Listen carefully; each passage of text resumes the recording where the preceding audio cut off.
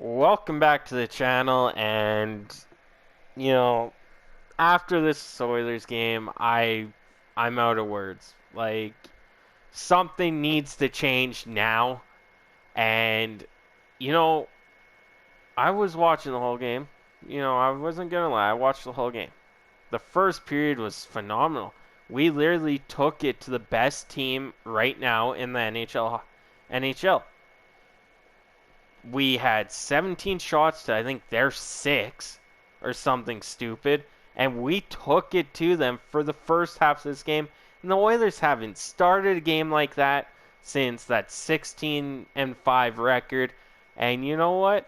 I got my hopes up. I was like, okay, this game's going to be good even if they lose 2-1, 2-0. This it was a really good game at that point. Well, yeah, they give up 2 goals in the second period. One was a power play goal by Barkov, and the other one was a pretty nice snipe by Verhaeghe. I'm not going to lie, that shot was a really good shot. It was a great A chance. Defense kind of let that in. For Koskinen, when there's a bullet like that happens, you're not going to save that. That's just my opinion. The Barkov goal, he didn't even move his glove. He literally just kept his glove there and went right under his glove. And that's not the end of the story. So other than that, the first 2 periods were actually a decent 2 periods for the Edmonton Oilers. Offensively, at the end of this game, they had 39 or 40 shots, and Bobrovsky stood his ground. There were a lot of times where Edmonton got unlucky. It happens in the NHL where it's unlucky, and first 2 periods, I'm not going to complain. That's probably the best hockey we've seen since who knows how long. But then the third period comes, and penalty after penalty. The penalty kill, I think, was 1 for 5, give or take. What I have problem with in that third period, a penalty was called on someone. I can't remember who it was. But Huberdeau went and said that should have been a penalty, and the ref gives it to them. Like, I'm sorry, when's the last time you've heard a player say that's a penalty and a ref calls it? Like, that's messed up. The ref's arm wasn't even up after the fact until Huberdeau went by the ref. I'm sorry, ref. That's on you, and which caused the Oilers to get a goal against. But this monumental 4-goal collapse in the third period, we did against Ottawa, 5 goals. We do it tonight, 4 goals. I understand Bobrovsky stood on his head. Like, I'm giving praise to Bobrovsky because he actually did a really good job tonight. The Oilers were shooting, which is good. We haven't seen that in quite some time. But I don't know what it is. It was a good game. And Mikko Koskinen let in a glove goal again. Glove side. Clearly, Dustin Schwartz doesn't work on his glove side because anything else, Mikko is actually not a bad goalie until he gets shot glove side, and he just keeps his glove there. He doesn't even move it. That's the problem I have with this. And then he gets frustrated, and then the defense gets frustrated, and that's basically where the other 2-3 goals after getting beat glove side came from, was because he was just frustrated, and it's irritating. As a goalie, no matter what happens, you can't give up. And let's be honest, Koskinen gives up after the third goal every time, and that's why they score 4 or 5 on him, because he's just given up on the team. Like, we need a change now. I hope Ken Holland sees this. You need to change something here. As fans, there were 3 jerseys thrown on the ice tonight because of this. I get the goal scoring's not there, but the goal scoring only comes as if McDavid said it perfectly. If you keep pucks out of the net, you'll score goals because they're a combination. Well, if Koskinen's letting in a goal, that means the forwards need to come back, play defense some more, which odd man breaks aren't happening. which then you're not scoring goals. It starts with your goalie.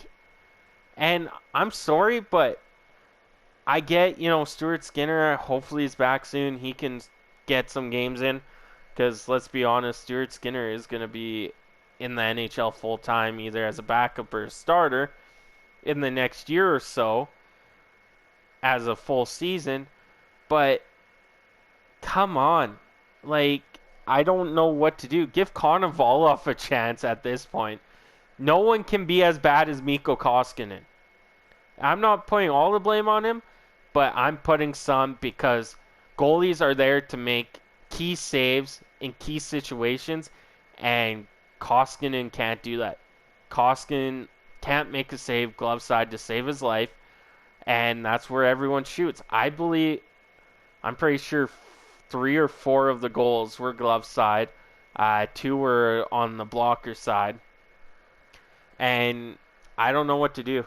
The D is playing decent. Like, they're not playing the best as they did in the bubble or in the All-Canadian division. Don't get me wrong about that. But they're trying, and having a young guy like Bouchard is hard on a defense as he is learning, which I'm okay with. Same with that goal that Owen Tippett scored where he blew by McLeod. That's McLeod. He's going to learn. He is a rookie. But when you've been in the league for so long, you should know how to play. You should know how to save a puck. Like, there was that one where he had the wide open net. I can't remember who was actually in the crease there. He almost stopped that. Good for him. But there were a lot of pucks that could have went in, but the D cleared it because where's Koskinen? He's out and about 24/7, and it's just really frustrating being an Oilers fan. I know every team eventually goes through one of these, but usually that's because, your whole team, not just one guy. And I feel like this team, when Koskinen lets in a goal, gives up because they know what's going to happen. Is Koskinen lets in 2 or 3, he gets mad and doesn't do anything. After that first period, Nurse went to him and tapped him on the pads for a good period. That's a leader right there in Nurse. But Koskinen needs to control his emotions. Don't get angry because you let in a goal. Get back in there. Make a save. You let in a goal, you get back on your game. You're in there to make a key save. You make a key save that the goal doesn't go in. How do you know that the rebound doesn't go up the other way we score? The glove save leads to a face-off in our zone. You go up the ice and score. We can't because we're always fishing the puck out of the net. I'm trying not to swear here. That's how irritated I am right now with Mikko Koskinen, and I honestly don't know what to do. Don't get me wrong, I don't condone throwing jerseys on the ice, but honestly, I'm at that point where, the last 2 Canadian teams to do it, Vancouver and Montreal, they made changes to their front office. They made coaching changes. I'm not saying go do that, which I would hope for, and I hope these summer meetings or these meetings between Ken Holland and Cates down in California go good, that they do fire Tippett. That's just my hope. But at the same time, things need to change. Like, I don't know what to do. Like, we can't do anything as fans, but I'm almost done watching Oilers games. Like, half of the capacity left before, like, the last 10 minutes of the game because they knew what was going to happen. And I give praise to Florida. They're firing on all cylinders right now. They're doing an amazing job. But they're kind of like us. They have 2 really good forwards in Barkov and Huberdeau. Not elite like Draisaitl and McDavid. They have a good defenseman, which we do in Nurse when he can play. They got, a decent goalie, which we don't have. They have depth scoring. Look at Duclair and Reinhardt. They're playing phenomenal right now, which we have those guys in Hopkins and Hyman. And then Owen Tippett's more of I'd say a Pulley-Harvey type of guy. He has the offensive instinct, but on paper, our teams are similar except for goaltending. And look at the records. Going into this game, Edmonton was 18, 15, and 2. The Panthers were 26, 8, and 5. That's because of goaltending. You don't get good goaltending, you're not going to win games. And I'm sorry, but as much as I like Mike Smith, that was a horrible signing this summer. You could have used the tourist signing last year to have McLeod play full time, because McLeod's playing full time right now anyway. So you're paying tourists to sit on the bench, in the press box, or on the taxi squad. It's gonna happen. Like, I'm sorry for this rant and rave, but things need to change, and Daryl Cates will see it in the money he gets from the revenue, and see all the revenue stuff, that if things don't change, I don't think much fans will be going to the games. And, it is what it is.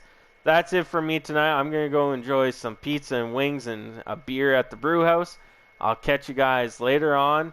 I'll talk to you guys tomorrow if I don't make another video tonight. You guys stay safe out there. Have a good one.